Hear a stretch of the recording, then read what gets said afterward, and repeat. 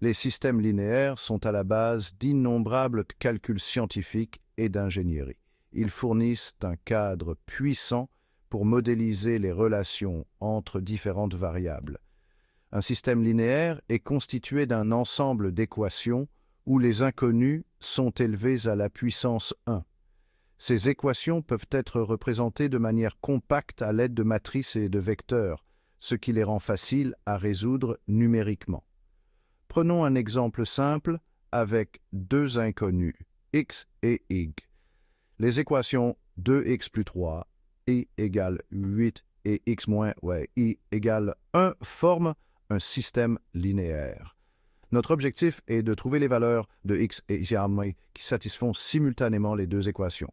Cette solution représente le point d'intersection si l'on visualise les équations comme des droites sur un graphique. Les systèmes linéaires apparaissent naturellement dans divers domaines.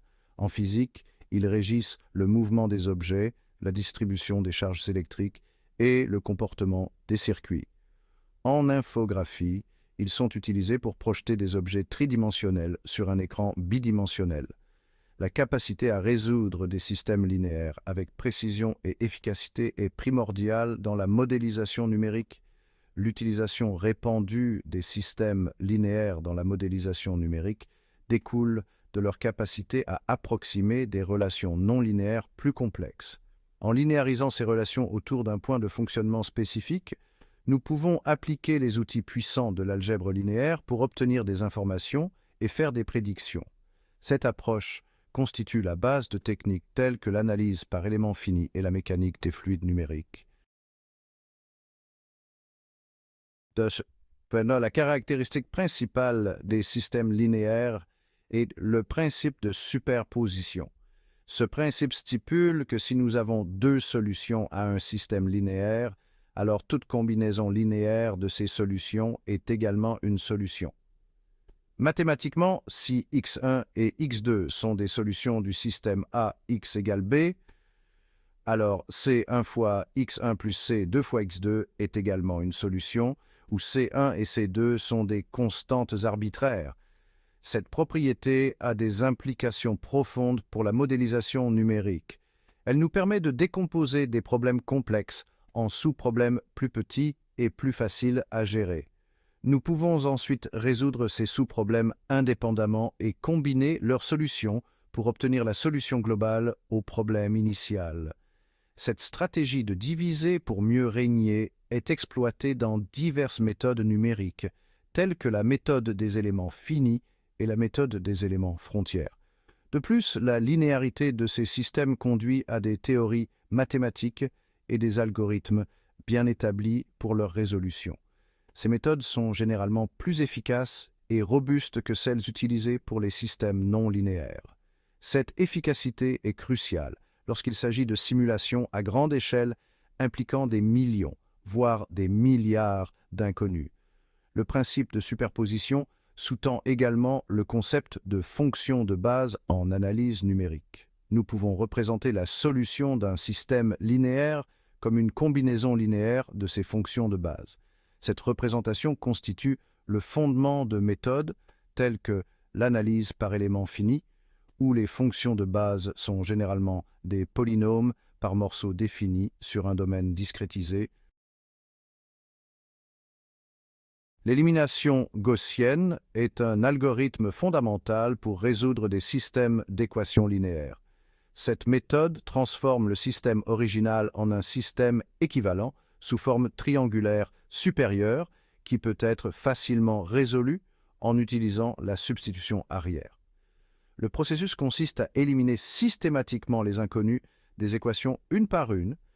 Considérons le système d'équations suivant: 2x plus 3, y moins z égale 1, x moins 2, y plus 3, z égale 5, et 3x plus y moins 2z égale 0. En utilisant l'élimination gaussienne, nous éliminons d'abord x des deuxième et troisième équations, nous multiplions la première équation par moins 1 demi et l'ajoutons à la deuxième équation. De même, nous multiplions la première équation par moins 3 demi et l'ajoutons à la troisième équation. Ce processus aboutit au système suivant. 2x plus 3, i moins z égale 1 moins 7 demi i plus 7 demi z égale 9 demi et moins 7 demi i plus 1 demi z égale moins 3 demi. Ensuite, nous éliminons i de la troisième équation en multipliant la deuxième équation par moins 1 et en l'ajoutant à la troisième équation.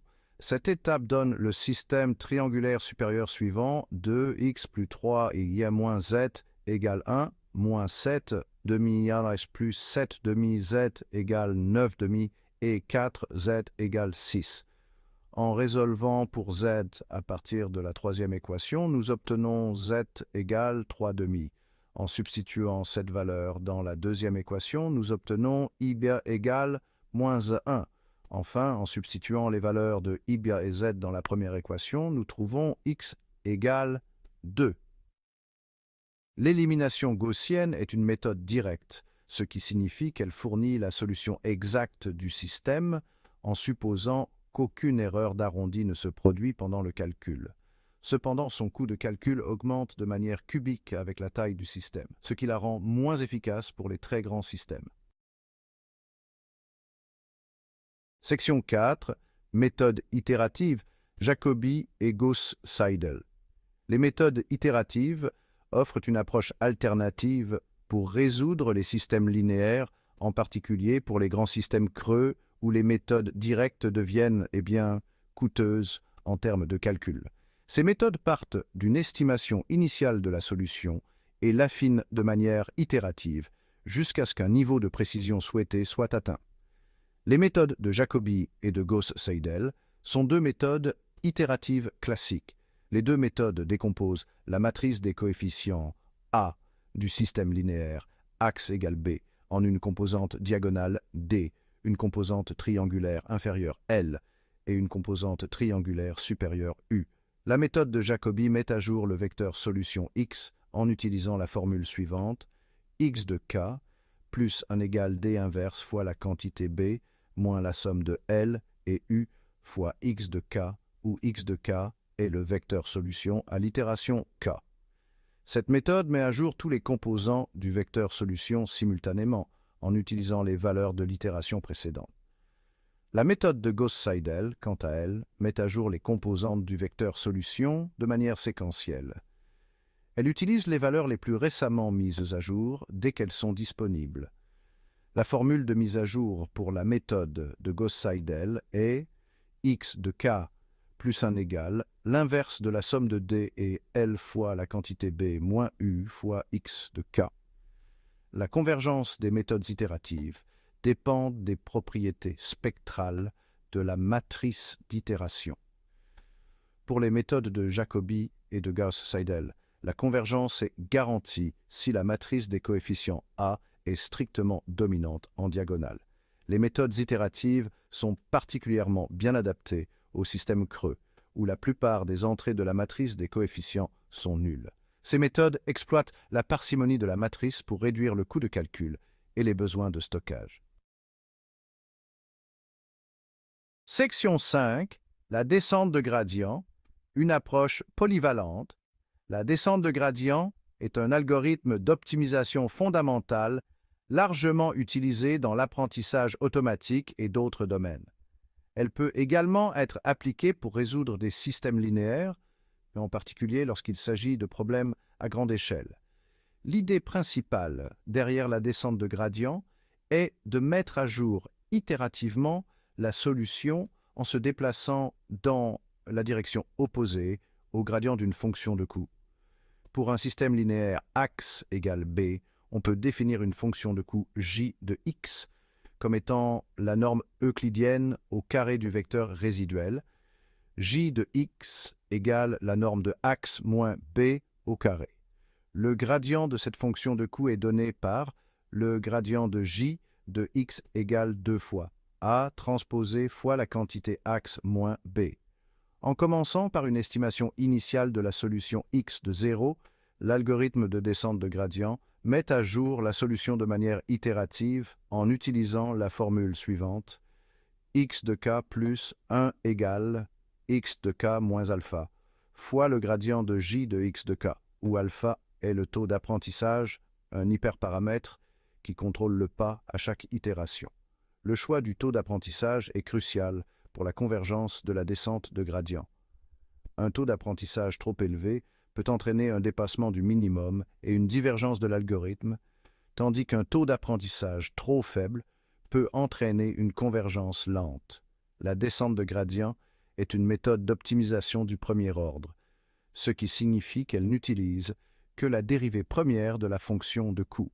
Bien qu'elle ne soit pas aussi efficace que les méthodes du second ordre comme la méthode de Newton, sa simplicité et sa facilité de mise en œuvre en font un choix populaire pour de nombreuses applications.